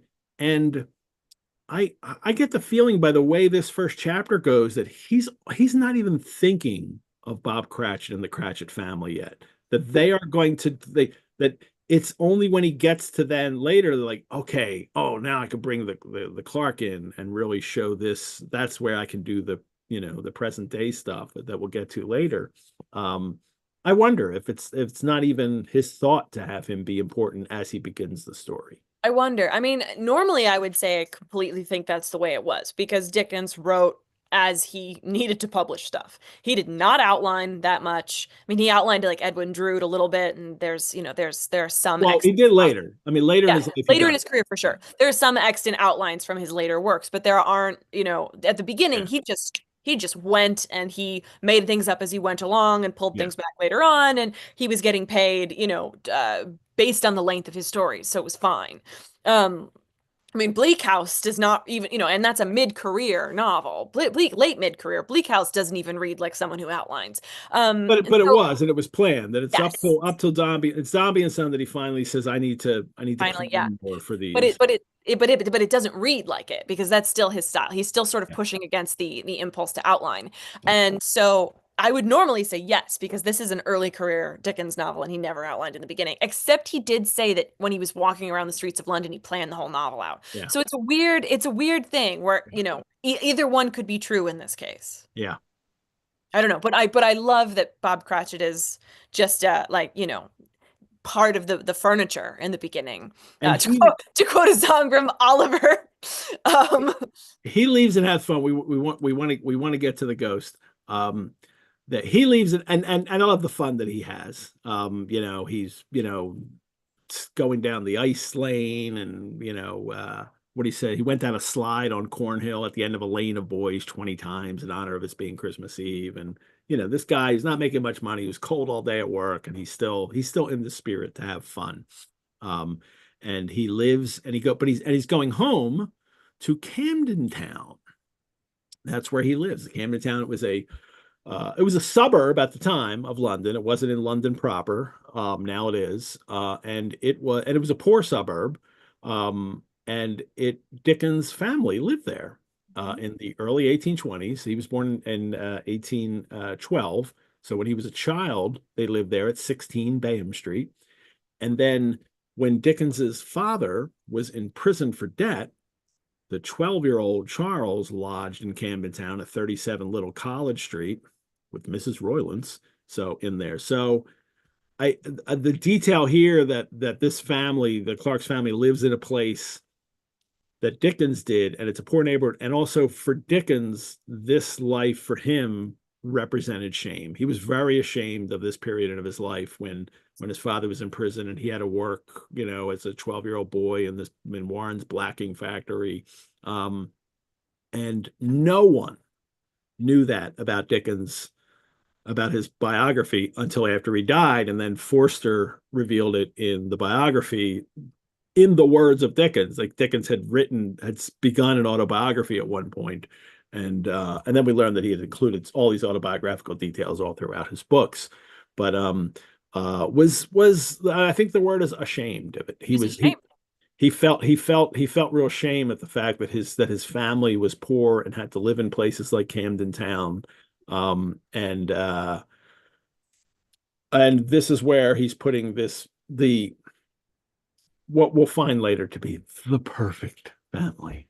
Like they are, they still pull my heart. Oh, when we get to their scenes. Well, Scrooge lives in a building that is again personified, the building itself, that it must have a lowering pile of building up a yard where it had so little business to be that one could scarcely help fancying it must have run there when it was a young house, playing at hide and seek with other houses and forgotten the way out again. And then we get to the knocker, which of course he has to say, like, there's nothing special about it, because this is the whole, like if I'm going to tell you a supernatural story, you have to believe that these things were real and there's nothing special about them. There's nothing supernatural about them. And Scrooge himself had as little of what is called fancy about him as any man in the city of London. So he's not the kind of imaginative person who would usually think this stuff. But when he looks at the knocker, it's not a door knocker, but it's Marley's face. And it had a dismal light about it, like a bad lobster in a dark cellar, which everyone has to look up. You need annotations for that. The greatest annotated edition is the Michael Patrick Hearn annotated Christmas Carol. But he writes about it, and it's also, you can find this in other places, that it's a reference to sometimes fish and especially lobsters or crayfish. They seem to glow in the dark with the rotting, and it's because there's a kind of bacterial thing going on that's bioluminescent. So they do kind of glow if they have this kind of bacteria on them. But that's a long way to explain it. But people just thought, this was just like a reference that people got then. Oh yeah, like they glow when they're dead or rotting away. And then the knocker, which is scary. It was not angry or ferocious, but looked at Scrooge as Marley used to look, with ghostly spectacles turned up on its ghostly forehead. The hair was curiously stirred, as if by breath or hot air. And though the eyes were wide open, they were perfectly motionless. That and its livid color made it horrible, but its horror seemed to be in spite of the face and beyond its control, rather than part of its own expression. And of course, Scrooge is, started to say he was not startled, or that his blood was not conscious of a terrible sensation to which it had been a stranger from infancy, would be untrue. That he's startled, but he still goes in. It's not gonna stop someone like him. It's unflappable. Except he does pause when he gets in, and he does look cautiously behind the door and like to see what's going on. And that's the first fantastical thing that happens. And now he goes in and he thought he saw a locomotive hearse going on before him in the gloom up the staircase. That's the second thing. Um, and don't be confused by the locomotive does not mean train here. It means it moves under its own power, that there were no horses. What he saw was a hearse going up, but it probably didn't. It was just moving. It just seemed to move up of its own accord. Um, and which I find interesting, Olivia, because what we'll get then is then when Marley will appear, or maybe it comes, does it go up or does it come down? Does it say going on before him in the gloom? Okay, so maybe it's going up, but in a sense, it's almost like a hearse comes in and there's Marley. Like this is the Right, hearse. This is the ghostly hearse right. that brings the ghost of Marley into the house. Um, it's dark because darkness is cheap and Scrooge liked it. And he goes into his rooms and double locks himself in, which was not his custom. So he's affected by this, Mhm. but only affected enough that I'm going to look around and double lock the door. I'm not going to be in, oh, what's going on and leave. Yes, you probably should. Um, when there's ghosts, just leave. Just, you know. Uh, and then the third fantastical thing, and this is something that frequently doesn't wind up in adaptations.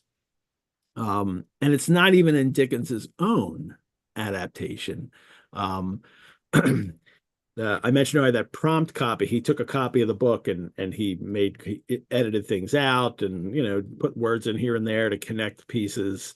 One of the things he cut out was this, and that prompt copy is in the New York Public Library, and you can see the entire thing online. They've digitized it and put it online, and we have a link for that too in the chat. They And it's also four staves instead of five. That's and he even writes it in the beginning. Four staves, and so it's not five staves. He condenses it some.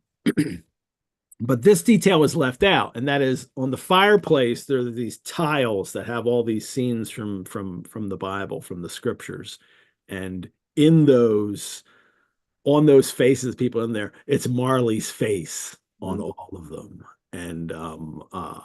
and Scrooge is taken aback by that, of course, but humbug. That's what he just called it. It's humbug. I'm not going to be affected by this. That is a kind of a fraud on my senses. And then the fourth fantastical thing is that the old bell in the room starts ringing, and then all the bells in the house are ringing, and nobody else is in this building. Um, and then he hears the clanking of chains, and I like the suspense of this, right?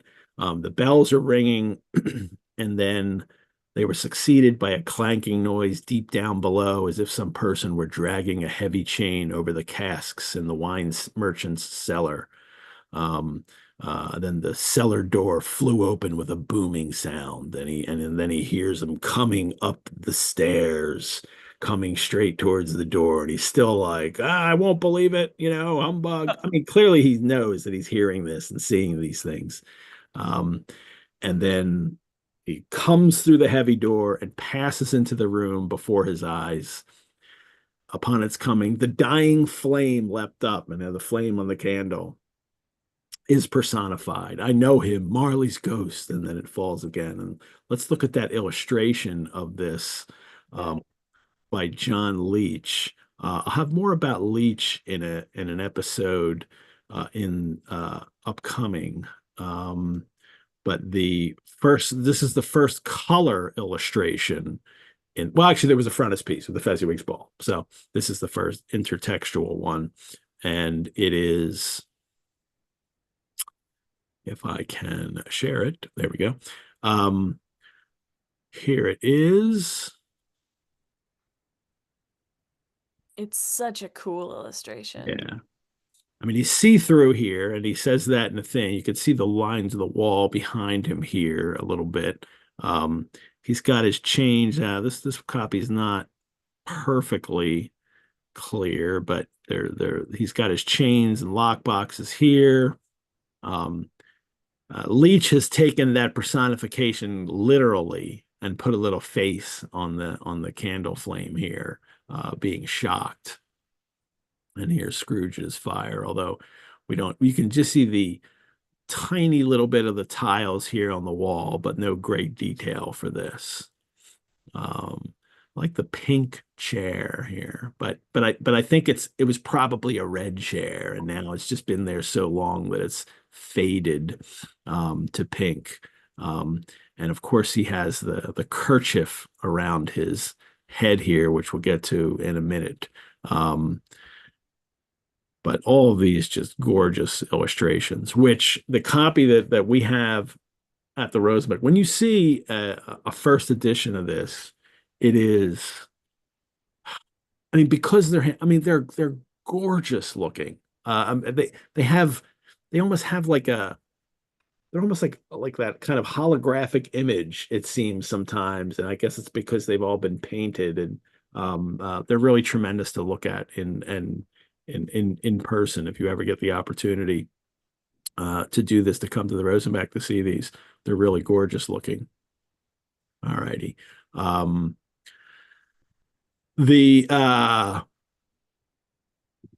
The kerchief to keep the mouth closed, which then he'll open up later, is interesting because in when Dickens died, John Everett Millay came to the house to for a viewing, to visit the family and see it, and he drew Dickens dead, and here it is, and you can see there's a kerchief around the head, and they did this because when you die, your mouth falls open because muscles won't keep it closed anymore, and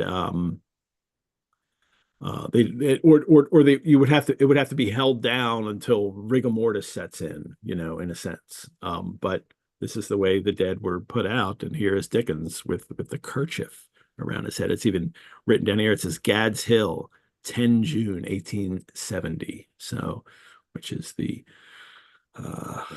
2 days after he died, I think, or is it? Yeah, he died. It's the day after. He dies on the 9th. He has the stroke on June 8th and dies on the 9th. And this is the 10th of June that Millay has come to visit and draw this picture.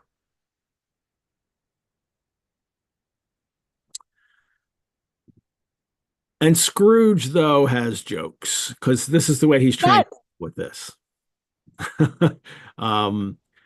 His body was transparent, and Scrooge had often heard it said that Marley had no bowels, but he had never believed it until now. Where are the jokes coming from? It's such an interesting right. way that he's coping when we've not been given any humors, within him to suggest that he has that capacity. And yet the narrator says, like, this is what's going through his head. Yeah, and that bowels joke, if people might not catch it anymore because we don't associate bowels. We associate bowels with excrement now, but in Dickens's day and all before, the bowels were your part of the body. That was where compassion was seated, was in your bowel. All your organs have some Had jobs.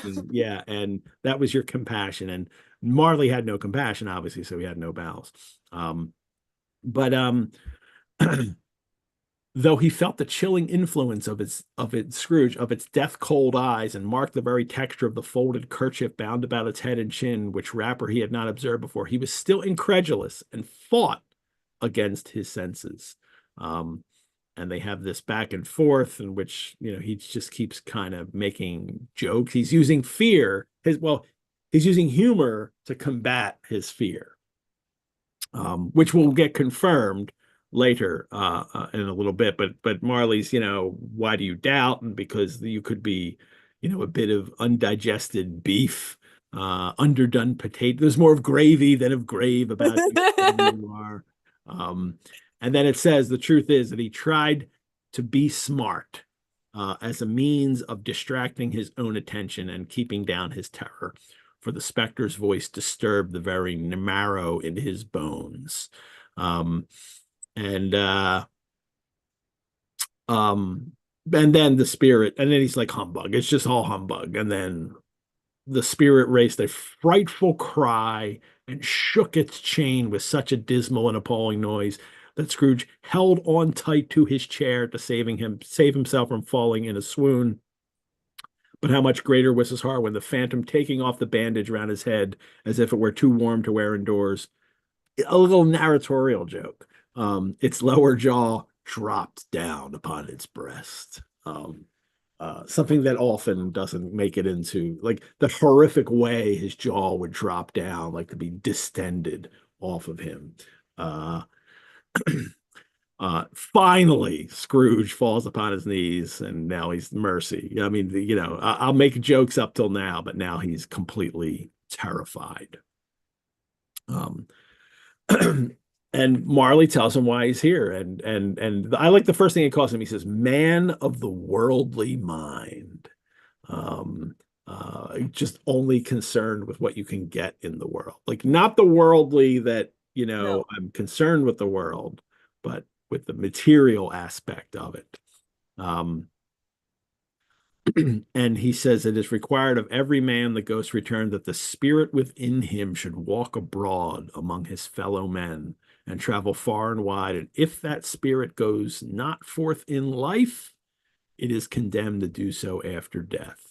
It is doomed to wander through the world. Oh, woe is me, and witness what it cannot share, but might have shared on earth and turn to happiness.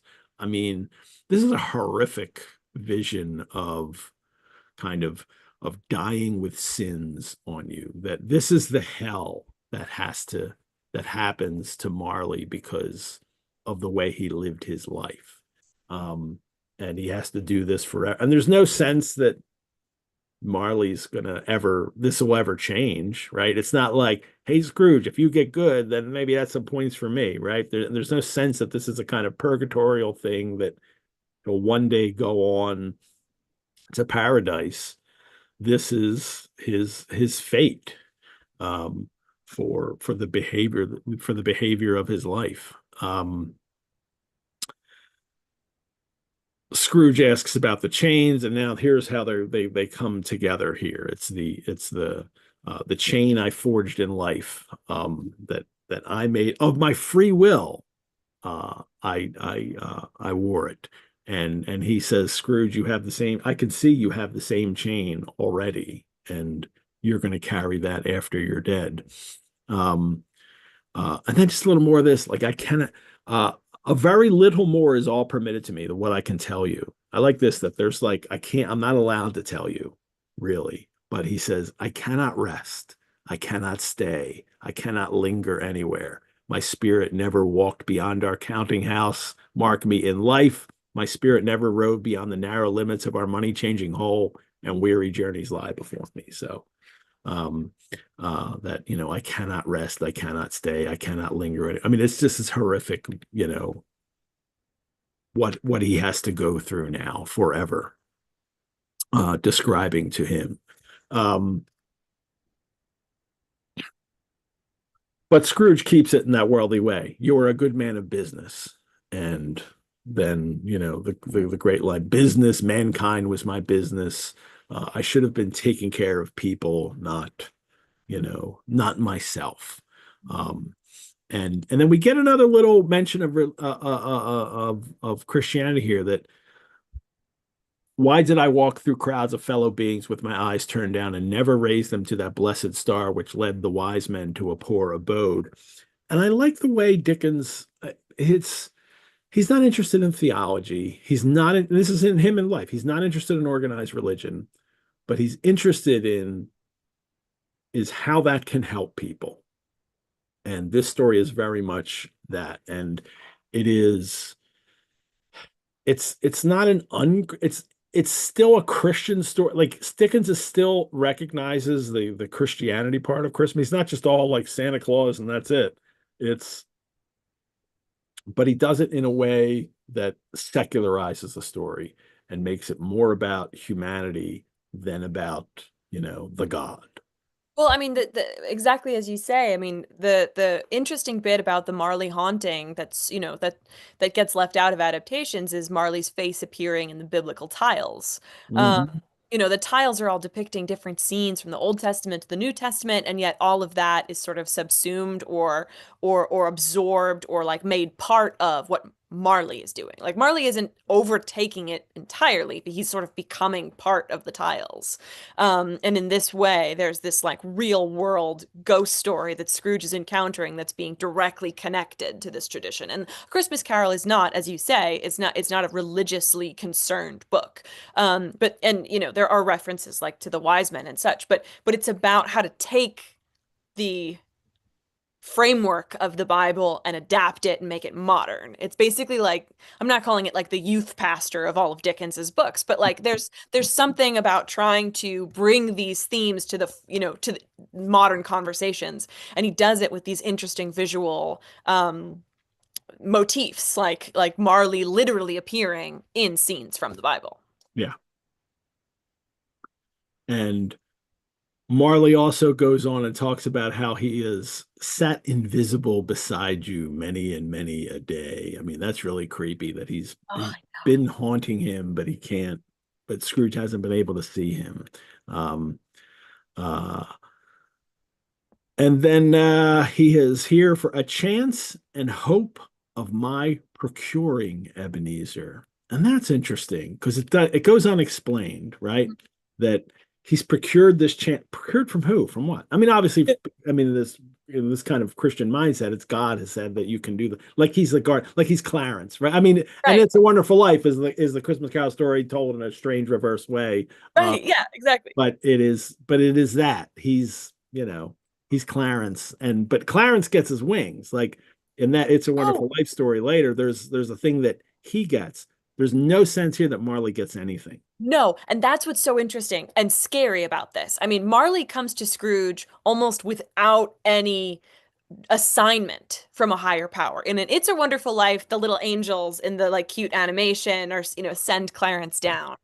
But Marley is essentially doing this, it is implied, of his own free will. He is realizing his terrible fate, which is irreversible. Yeah. He is not going to be saved, and out of the last shred of goodness in his heart, he goes to help his friend Yeah. avoid the same fate.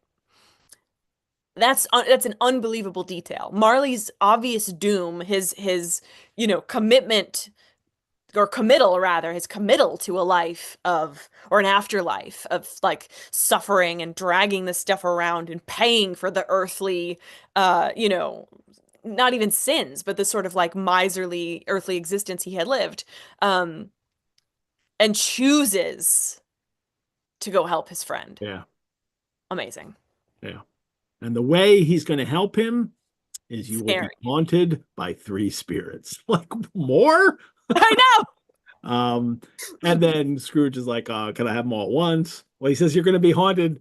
Expect the first tomorrow when the bell tolls one, and then the next night at the same hour. And then the third, and then Scrooge wants them all at once. But it is interesting that he says it's going to be 3 nights that Yeah. this is going to happen to you. Now, we'll deal with this at the end of the story as to why that is in there.